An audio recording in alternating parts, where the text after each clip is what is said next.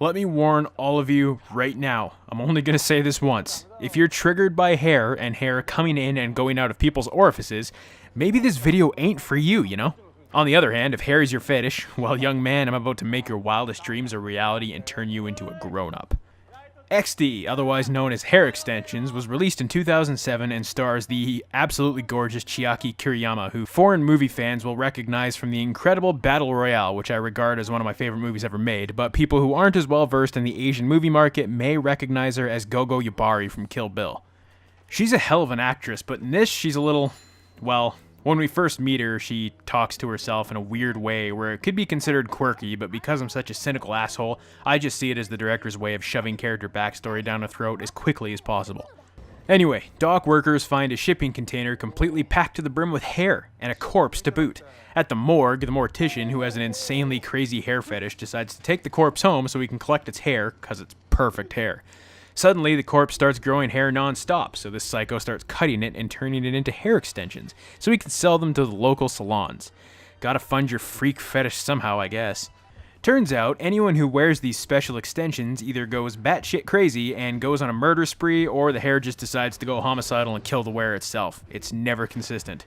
Such as this scene where the hair slides into the dresser's ear and makes her have a Vietnam flashback where we get to see exactly what happened to the corpse that is growing all this hair. I'm sorry, but how fucking self-absorbed do you have to be to not notice that your hairdresser right behind you is having a full-blown mental breakdown? I'm torn on how I feel about this movie. On the one hand, it plays out more like a family drama than it does a horror movie, dealing with child abuse and whatnot, so it's a serious movie during these scenes and really shows off our cast's acting chops, especially Chiaki and the little girl, both do a great job. But on the other hand, there are some pretty screwed up things that happen in this, and the imagery is visually really disturbing. However, there are scenes where it just goes full-blown cartoon mode. Like, what the actual fuck, man? It looks like one of those wind-up teeth things that chatter around on the floor. The freakiest part of this movie is easily the dude with the hair fetish. I mean, not only does he cut the hair off dead bodies and sell it, but he dresses up like Waldo and walks around in public recording women's hair on this big-ass, totally obvious video camera. Oh, and he likes to sing. Hey ya, my hey ya, hey ya, hey ya, hey ya, my hey ya, hey ya. A lot.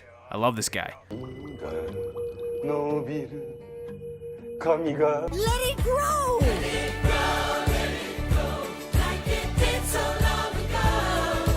It's just one tiny seed, but it's all we really need. It's time. EXTE is disturbing for sure, but not exactly scary. It's more of a character drama that just so happens to have a hair-growing malicious corpse sprinkled in it. It's a bit slow at times, and it takes a little while before things really start going off the rails, but I enjoyed it personally. But I have a hard time recommending it to everyone because it's just not going to appeal to everyone.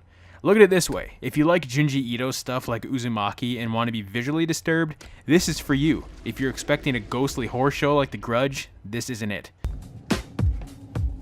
Hey ya, hey ya, my hey ya, hey ya. Hey ya, hey ya, my hey ya, hey ya.